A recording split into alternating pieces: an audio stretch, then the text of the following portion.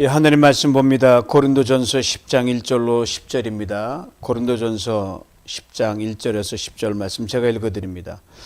형제들아, 나는 너희가 알지 못하기를 원하지 아니하노니 우리 조상들이 다 구름 아래에 있고 바다 가운데를 지나며 모세에게 속하여 다 구름과 바다에서 세례를 받고 다 같은 신령한 음식을 먹으며 다 같은 신령한 음료를 마셨으니 이는 그들을 따르는 신령한 반석으로부터 마셨음에 그 반석은 곧 그리스도시라. 그러나 그들의 다수를 하나님이 기뻐하지 아니하셨으므로 그들이 광야에서 멸망을 받았느니라. 이러한 일은 우리의 본보기가 되어 우리로 하여금 그들이 악을 즐겨한 것 같이 즐겨하는 자가 되지 않게 하려 함이니 그들 가운데 어떤 사람들과 같이 너희는 우상 숭배하는 자가 되지 말라. 기록된 바 백성이 앉아서 먹고 마시며 일어나서 뛰논다 함과 같으니라. 그들 중에 어떤 사람들이 음행하다가 하루에 23,000명이 죽었나니 우리는 그들과 같이 음행하지 말자. 그들 가운데 어떤 사람들이 주를 시험하다가 뱀에게 멸망하였나니 우리는 그들과 같이 시험하지 말자. 그들 가운데 어떤 사람들이 원망하다가 멸망시키는 자에게 멸망하였나니 너희는 그들과 같이 원망하지 말자. 아멘. 받은 은혜를 잘 지키라, 이 제목으로 오늘 참으로 묵직하고도 그러면서 심플하고도 그러면서 정확한 그런 말씀을 가지고 묵상하면서 우리가 어떠한 자료로 살아갈 것인가를 다시금 재다짐하는 복된 이 시간 되기를 원합니다.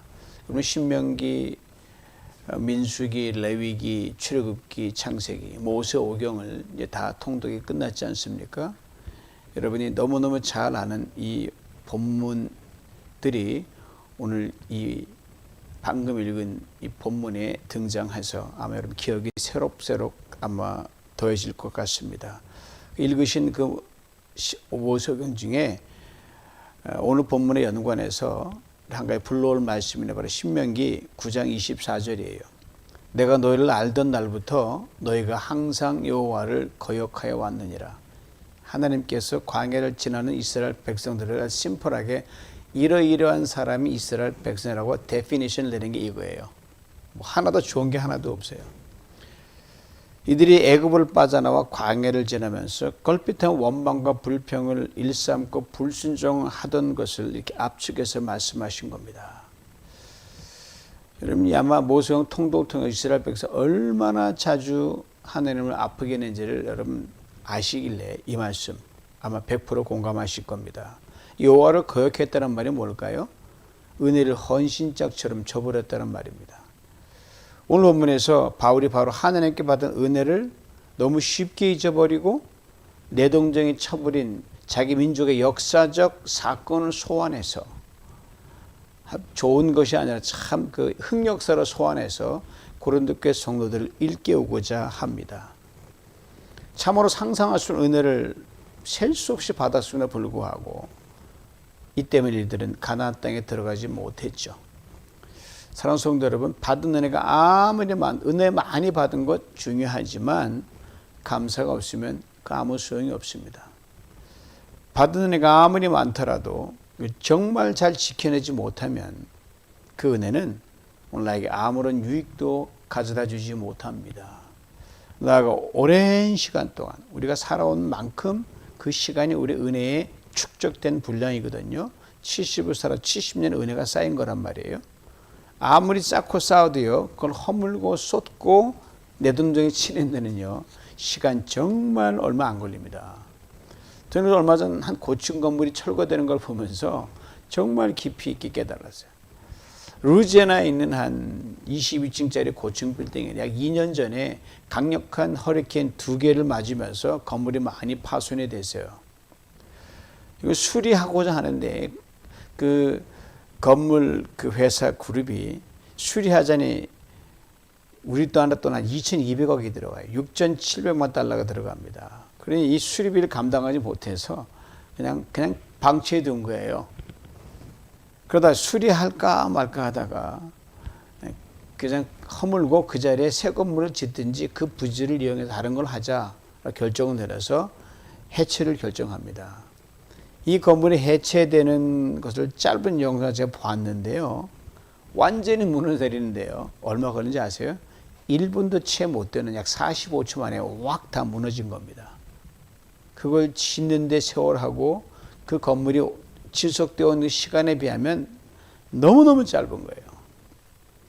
이 영상 보면서 우리가 하나님의 은혜를 제대로 지키지 못하면 이거 뭐 이와 같이 와르르 단 몇 초 만에 무너진다는 것, 이 끔찍하더라고요.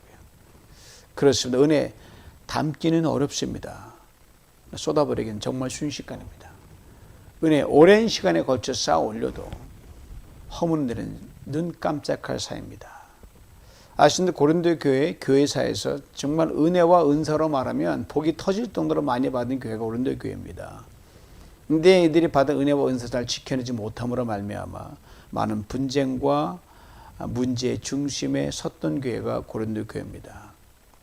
바울의 편지가 권면을 두고 많이 고치고 돌아섰겠죠. 그러나 우리는 그 편지글만 보니까 1년 6개월 동안 정말 눈물의 땀과 수고를 흘리면서 바울이 개척에 잘 자란 걸 보고 떠났어요. 근데 얼마 되지 않아 교회가 나누어지고 우상 숭배와 우상의 한 도시 복판에 세워졌으니까 영향을 받죠. 부도덕한 생활과 성문화로 본이 되어야 할 성도들이 교회를 힘들게 했더란 말입니다. 심지어 바울에 대해서도 이런저런 근거 없는 소문을 퍼뜨려 가지고 바울이야말로 참으로 아프게 했습니다.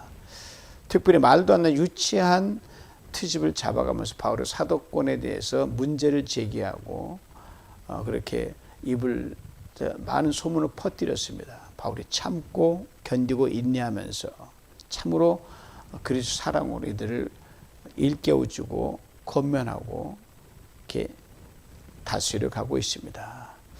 그리고 본인 스스로 예를 드는 거예요. 자기 연약한 부분을 다 끄집어내서 자기가 얼마나 애쓰고 힘쓰는지, 내가 뭐 대단한 사람이 나도 많은 유혹에 빠지고 흔들려서 그걸 얘기하면서 이렇게 나는 나 자체 복종시켜서 내가 이렇게 애쓰고 힘써서 간다. 내가 저절로 여기까지 온 게 아니라 이 말이죠. 그러면서 오늘 본문에서는 자기 민족의 흑역사를 불러와서 고린도 교회 성도들이 정말 똑바로 하나 서가기를 간절히 바랬습니다. 1절을 봅니다. 형제들아 나는 너희가 알지 못하기를 원하지 아니하노니 우리 조상들이 다 구름 아래 있고 바다 가운데로 지나며. 형제들이라고 했어요. 자신의 마음을 아프게 하는 고린도 교회 성도들을 형제들이라고 참 이게 부르기 쉽지 않거든요. 그러나 바울은 칼 같은 사람이지만 마음은 그리스도의 마음으로 잘 훈련돼서 그게 체질화된 사람이에요. 언젠가 너희들도 내 속을 묻어내 썩이는 너희들도 그리스도의 참 형제가 되어 하나님의 뜻을 이루는 그러한 좋은 신자가 되겠지라는 마음으로 늘 말끝마다 형제들이라고 이렇게 바울은 부르고 있습니다. 너희가 알지 못하기를 원하지 아니한다 그랬어요. 고린도 성도들 대부분이 이방인으로 있다가 예수를 믿은 사람들이거든요. 그러니까 이 사람들이 뭐 귀로 많이 들었겠죠. 하지만 이스라엘의 역사를 유대인만큼 잘 알지 못한단 말입니다. 그래서 이들에게 구체적으로 예를 들려줌으로써 그걸 반면교사로 삼고자 했습니다.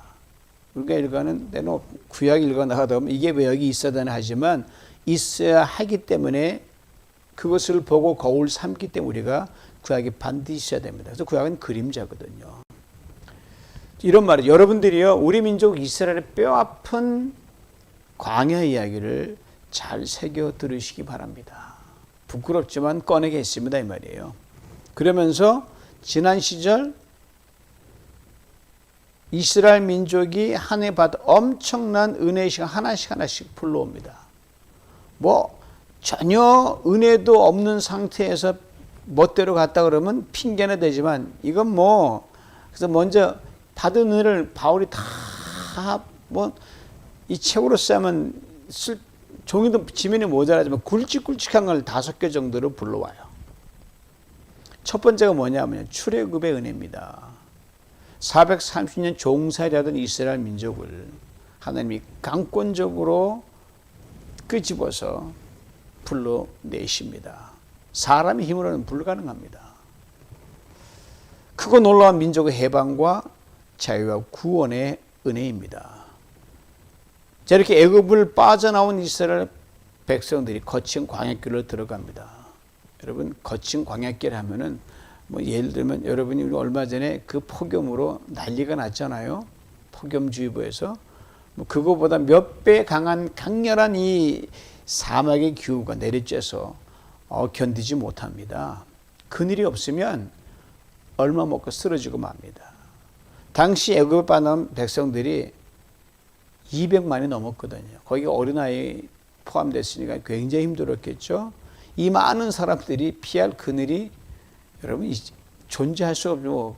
아무리 건물 다 때려 넣어도 200만이 어떻게 수용합니까? 바로 그늘 하나님께서 만들어 주신 거예요.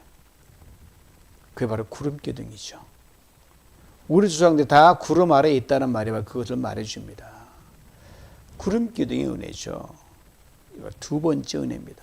여러분 여름에 시원하게 만드는 건 지금의 에어컨 틀어 시원하지만 나무끈을 피하지만 광야엔 그런 게 없더란 말입니다. 하나님이 구름을 어디서 모았는지 구름을 보내서 지키시고 보여주신 은혜였습니다. 10가지 재앙으로 애굽을 빠오게 하신 하나님께서 구름기둥으로 희한하게 수많은 이스라엘 백성들을 인도하여 주셨습니다. 출애굽기 13장 이렇게 분명히 증거합니다. 여호와께서 그들 앞에서 가시며 낮에는 구름기둥으로 그들의 길을 인도하시고 밤에는 불기둥을 그들에게 비추사 낮이나 밤이나 진행하게 하시니 낮에는 구름기둥 밤에는 불기둥이 백성 앞에 떠나지 않냐. 2번 연거푸 말씀하십니다. 그렇게 행진하다가 거대한 홍해바다를 만납니다. 두려워 떨고 있는 이스라엘 백성들 앞에서 하나님 홍해바다를 좌우로 쫙 갈라놓으셨어요. 바닷물이 좌우로 커다란 물벽을 양쪽으로 형성을 해보니까 이 바닥에 혼이 드러나잖아요. 광야의 뜨거운 햇살이 얼마나 강하면요. 금방 말라버리죠. 맨 처음에 바닥은 물이 촉촉했는데 마르면서 마른 땅처럼 건너갔다고 되어 있거든요. 우리 조상들이 바다 가운데로 지났다는 말이 바로 그 말인데 우리가 즐겨 부르는 찬양 가사가 있지요. 내 앞에 바다가 갈라지지 않으면 나로 바다 위 걷게 하리. 당시 홍해바다를 건너게 하는 방법은 2가지 옵션밖에 없었습니다. 하나는 바다가 갈라져서 그 가운데로 건너가게 하는 것이 하나고요. 다른 하나는 그냥 바닷물 위를 그냥 걷는, 예수님 걸으셨으니까 충분히 하나님 가능하죠. 하나님 어느 방법도 가능하셨습니다. 그런데 하나님 그 첫 번째 옵션을 사용하셨어요. 바다를 쫙 나눠서 그 광야의 태양빛에 말라서 마른 땅처럼 건너게 하셔서 가운데로 쫙 지나게 하셨어요. 이에 대해 바울이 바다 가운데로 걸어가게 한 특별한 이유가 있다고 이렇게 설명합니다. 2절 말씀 봅니다. 모세에게 속하여 다 구름과 바다에서 세례를 받고 침례를 받고죠. 바울은 당시 이스라엘 백성 홍해 바다 가운데로 지나간 것을 바다 세례, 바다 침례라고 탁월하게 해석하고 있습니다. 아마 이것을 지금 맞죠? 전무후무한 인류 역사에서 가장 많은 사람 동시에 침례받은 것이 바로 이겁니다. 지난주 우리는 침례식을 거행했잖아요. 참으로 감격스럽게. 침례란 하늘과 예수 그리스도를 믿는 신자가 물에 잠겼다가 나오는 게 침례의식인데, 물에 잠기는 것은 죄에 대해 죽고 옛생활에 죽는 것을 상징합니다. 물에 나오는 것은 다시 의에 대해 살고 새 사람으로 살고 은혜로 살고 성령 주도적인 삶을 사는 것을 의미합니다. 물론 이스라엘 백성들이 홍해 바닷물에 잠긴 건 아니에요. 잠기면 다 죽어버리죠. 높은 바다 물벽을 사이에 두고 사이로 지나가는 것은 분명 물에 잠긴 것과 똑같아요. 이것이 의미하는 바가 무엇입니까? 430년 애굽의 노예 생활이 바닷물에 잠기고 죽었다는 거예요. 애굽의 옛 모습, 옛 습관, 노예 생활의 그 노예 근성, 옛 생활이 죽었다는 겁니다. 깨끗이 청산됐다는 거예요. 바로 그 순간 하나님께서 구름으로 이스라엘 백성들에 머물게 하셨고, 그리고 물리적으로 내가 이걸 이룬다는 말씀하셨고, 홍해 바다를 건너기 지금 이 말씀으로 분명하게 깨 정리한 걸 하늘 선포하셨어요. 너희가 오늘 본 애굽 사람들 영원히 보지 못하리라. 실제로 이스라엘 백성이 다 건너온 후에 그 갈라졌던 바닷물이 쫙 합쳐가지고 다 죽어버렸어요. 애굽 끝. 이것이 세 번째 은혜입니다. 애굽을 깨끗이 청산해 주신 은혜. 기적도 이런 기적이 없어요. 이 바다 세례에서 또 한 가지 중요한 것이 있는데 2절 앞부분이 모세에게 속하여가 그것입니다. 이스라엘 백성들과 모세가 신앙 공동체로 하나가 되는 순간입니다. 침례는 하나가 되는 거예요. 리더인 모세와 혼연일체가 되도록 하나님께서 바다 세례를 행하셨죠. 그래서 세례와 침례는 하나가 되는 겁니다. 성도가 성도 간에 하나가 되는 거고요. 성도와 리더가 하나. 이 침례는 죽음을 통과했는데 거기에 무슨 차이가 있고 거기에 무슨 차별이 있습니까? 죽음을 같이 했는데 이걸 놓쳐서는 안 되는 거예요. 지난해 침례를 통해 우리 뉴비전 공동체 많은 분들이 참석하셔서 한 분 하나 되는 걸 봤습니다. 그렇게 직진하셔야 되는 거예요. 저와 성도님들 하나 되었고요. 무엇보다 이렇게 하나 됨으로 그리스도와 하나가 됐죠. 이제 바로 네 번째 은혜를 말해줍니다. 3절입니다. 다 같은 신령한 음식을 먹으며, 즉 신령한 음식인 만나를 내려서 먹이신 은혜입니다. 분명 육신의 배고픔을 채우게 내려주신 만나거든요. 그러면 육의 양식이라고 해야 되는데 바울이 그것을 신령한 음식이라고 이렇게 탁월하게 해석을 합니다. 정확한 해석이죠. 만나에 대해 하나님 친히 말씀하신 걸 바울이 알고 있었던 것 같아요. 바울이 율법에 정통한 사람 구약을 꿰뚫고 있었거든요. 신명기 8장 3절 말씀입니다. 너도 알지 못하며 내 조상들도 알지 못하던 만나를 내게 먹이신 것은 사람의 떡으로만 사는 것이 아니요 여호와 입에서 나오는 모든 말씀으로 사는 줄을 내가 알게 하려 하심이라. 그냥 너 배불리 먹어라 이거로만 주신 게 아니란 거예요. 물론 그 양식 주신 분이 하나님이시죠. 그걸 주신 이유는 너희들 나 없이는 결코 하루도 못 산다. 나만 의지하라. 이것을 일깨워 주는 거예요. 훗날 예수님께 이것을 당신이 제자들이 가르쳐준 그 주기도문에 이렇게 분명히 말씀하셨죠. 이렇게 기도하라. 늘 기도해. 오늘날 우리에게 일용할 양식을 주옵소서. Give us this day our daily bread. 지난주 금요일은 모세오경 60일 통독이 끝났잖아요. 여러분 그에 그치면 안 됩니다. 이제 여러분 도전합니다. 아니 그렇게 하셔야 됩니다. 하루 한 끼 양식을 먹을 때 먼저 모세오경 통독 중 특별히 마음에 와닿는 닿은 구절이 분명히 있을 거예요. 굉장히 많을 거예요. 그걸 한 절을 읽으시기를 간절히 권합니다. 하루에 3끼를 드시면 3번 있을 거예요. 2끼면 2번. 또 밖에 외식하면 그때 스마트폰 있잖아요. 그 말씀을 펴서 읽고 식사하는 거예요. 그 자체가 그러면 얼마나 놀라운 고백인지 아세요? 하나님, 당신의 이 육의 양식 먹기 이 말씀 없이는 난 하루도 한순간도 살 수 없습니다. 이걸 고백하는 건 얼마나 기뻐하시겠어요? 훗날 예수님께서 십자가에 죽으시고 살을 찢기심으로 우리를 살리는 신령한 양식이 된 거니까. 말씀이신 예수 그리스도니까. 이제 바울이 5번째 은혜에 대해 설명합니다. 4절 말씀 봅니다. 다 같은 신령한 음료를 마셨으니 이는 그들을 따르는 신령한 반석으로부터 마셨음에 그 반석은 곧 그리스도라. 신령한 음료, 즉 신령한 물을 마시게 하셨다는 은혜거든요. 분명 바위에서 진짜 물이 나와서 물을 벌컥벌컥 마신 거예요. 신령한 물이 아니라 진짜 물이에요, 여러분. 생수예요. 그런데 바위에서 어떻게 물이 나올 수 있습니까, 여러분?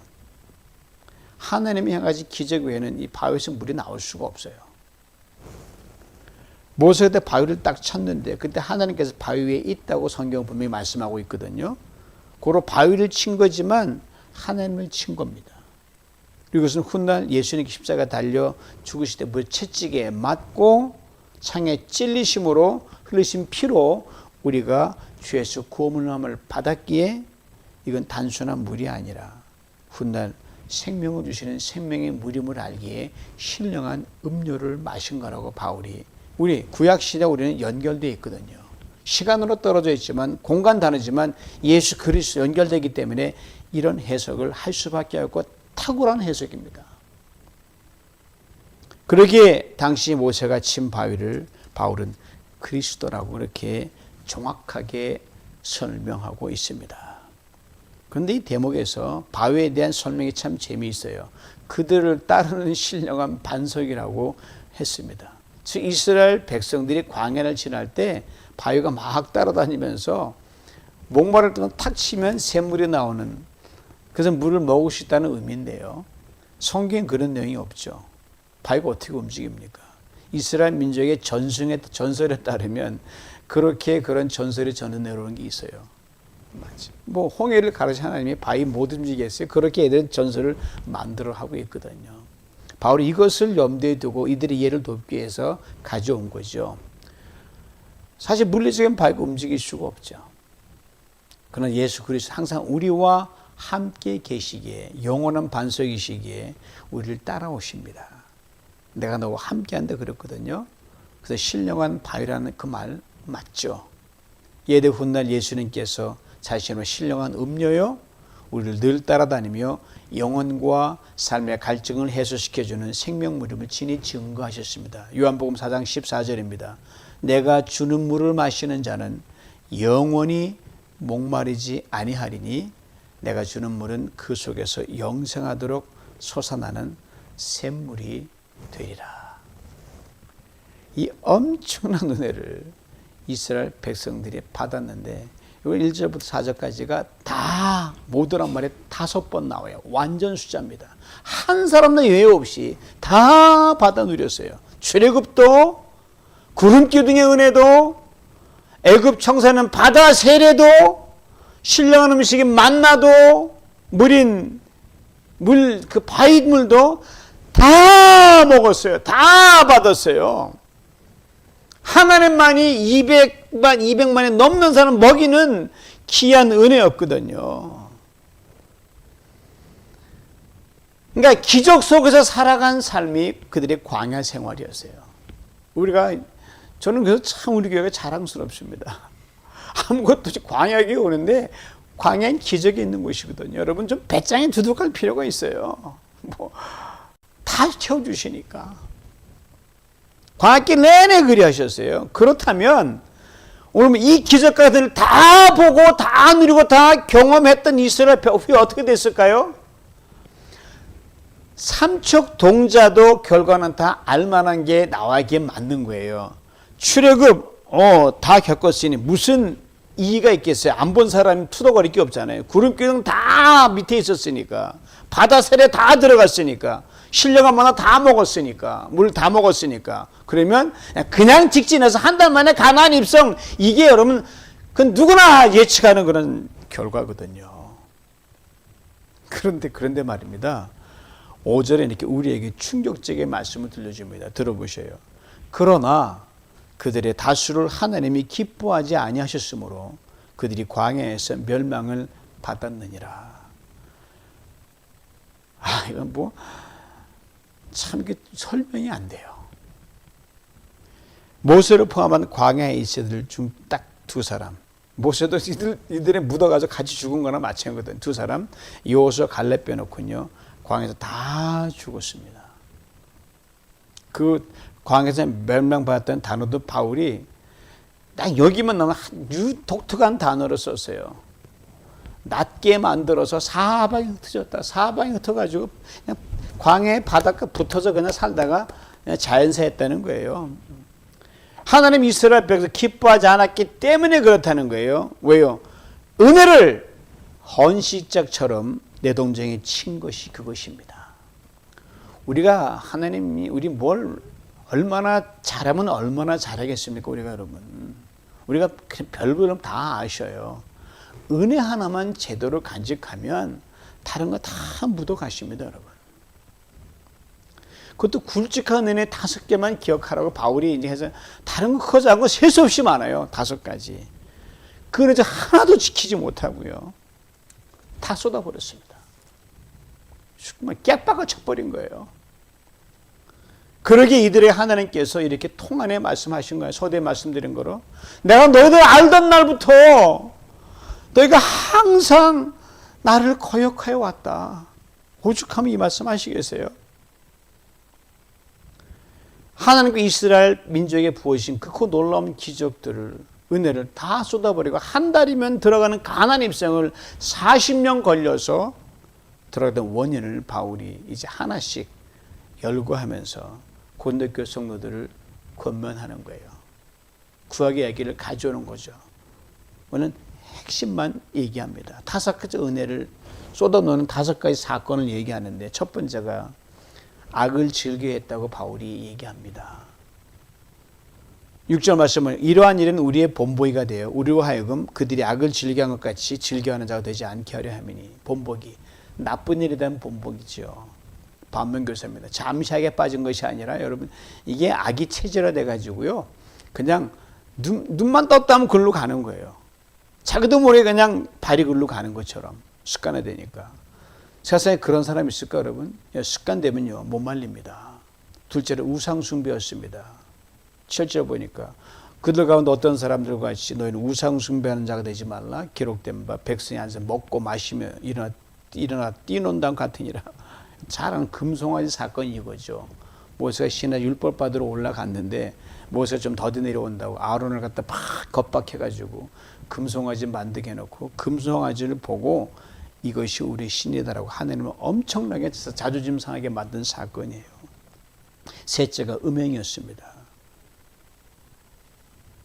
8절 말씀 그들 중에 어떤 사람들이 음행하다가 하루에 2만 3천 명이 죽었나니 이스라엘 백성이 시딤에 머물 때 모압 여인들과 음란한 관계를 했던 것을 말하고 이것은 바울이 당시에 고린도 교회의 음행이 아주 바닥에 퍼졌은 것을 상기시키기 하는 결정적인 역할이죠. 당시에 신전에 여사제가 하나의 신전에만 1,000명 정도 있었다 그래요. 이 여사제가 하는 제사된 것뿐 아니라 창녀로 돌변하는 그 역까지 했기 때문에 엄청난 성의 타락이 있었었죠. 넷째는 하나님을 시험했다고 돼 있어요. 바로 여기서 그 유명한 불뱀 사건이 나오죠. 이스라엘 백성이 호르산에 머물다가 떠나면서 하나님 우회 길을 가게 하셨거든요. 왜? 에돔 족속과 다투지 말라고. 너희 형제니까. 이러고 이스라엘 이렇게 투덜거려요.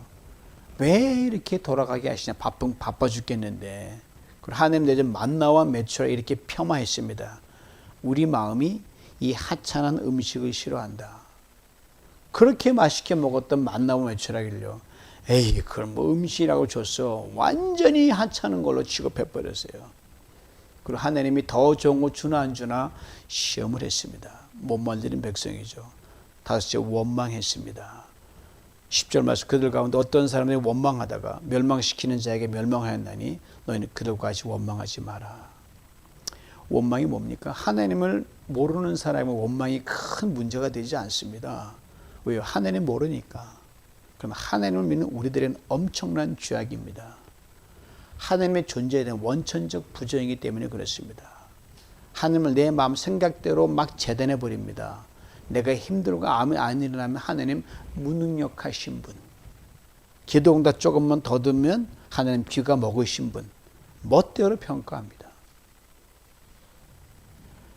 가나안 땅을 지체게 두고 하나님 원망하다가 왔던 광야에 돌아가서 40년 방황한 것이 원망이었거든요. 이 5가지 죄목을 바울이 예를 듭니다. 그렇게 다 은혜를 겪은 어떻게 들어가게 5가지 악을 즐기고 죄악을 즐기고 우상 숭배하고 음행하고 하나님 시험하고 불평함하고 이게 여러분 따로따로 하나로 연결됩니다. 원망하면 여러분 악으로 가게 되어 있고요. 원망하면 나만 보기 때문에 하나님 모르는 우상 숭배하게 되어 있고요. 원망하면 딴 데로 가게 되어 있고 하나님을 시험하게 되어 있습니다. 은혜 쏟아나는 첩경이죠. 6절 이하에 참으로 눈여겨보아야 할 대목이 있습니다. 5가지 죄악을 행하는데 앞장서던 사람들의 면면이 나오는데요. 200만 이스라엘 백성 다 때로 몰려가서 한꺼번에 배신 때린 게 아니에요, 여러분. 잘 들어보세요. 어떤 사람들이라고 돼요. Some of them이에요. 이게 굉장히 중요합니다, 여러분. 은혜를 쏟아버리게 만드는 언제나 그 시작은 소수입니다, 여러분. 여동생 은혜를 지키게 만드는 사람도 언제나 시작이 소수입니다. 받은 은혜를 잘 지키는 것은 곧 내가 어떤 사람과 함께 하느냐가 관건입니다. 그리고 감사의 사람과 함께 가야 됩니다. 5가지 죄악 중에 우리가 가장 쉽게 범하면서도 그 결과가 큰 죄악이 뭐냐? 바로 원망과 불평입니다. 그러기에 바울은 10절 마지막에 고린도 성도들에게 은혜를 잘 지키기 위해서 너희는 그리스도를 통해서 직접 받았으니 더 많은 은혜를 받은 거 아니에요? 은혜를 받은 걸 잘 지키라 이렇게 말씀합니다. 그들 가운데 어떤 사람들이 원망하다가 멸망시키는 자에게 멸망당하느니 너희는 그들과 같이 원망하지 말라. 사랑하는 성도 여러분, 광야 인생길이라 그러죠. 원망과 불평할 유혹으로 가득 차 있는 게 광야길입니다. 그죠? 동시에 받은 바 은혜에 감사할 기회도 가득 차 있습니다. 불평거리도 잔뜩 있는 게 광야고요. 감사거리도 잔뜩 있는 게 광야입니다. 우리 입술과 귀와 마음의 방향을 원망과 불평에 대해 과감히 닫고 감사로 열어서 받은 은혜 평생 하나도 쏟아버리지 않고 늘 위로 계속 은혜의 금자탑을 쌓아 올리는 우리 모두가 될 수 있기를 주님의 이름으로 축원합니다. 하느님 아버지 참으로 감사합니다. 지나간 과거의 역사를 통해서 참으로 그렇게 많은 은혜를 다 받았음에도 불구하고 그렇게 하나님 은혜를 쏟아버리는 백성이 이스라엘 백성이었고 그도 같은 DNA 체질이 우리에게 있음을 또한 그대로 고백합니다. 하나님 이걸 반면교사로 삼아 우리 아버지는 감사 쏟아내는 그런 바보짓 하지 아니하고 입술을 지키고 마음의 삶을 지켜서 아버지님 광야 인생길 불편할 거리 많지만 감사로 돌려서 아버지 하나님 우리로 하여금 감사의 선순환을 만들어가는 믿음의 사람 될 수 있도록 축복하시오. 그런 누비장 공동체가 될 수 있도록 은총을 내리워 주시옵소서. 예수님의 이름으로 기도하옵나이다. 아멘.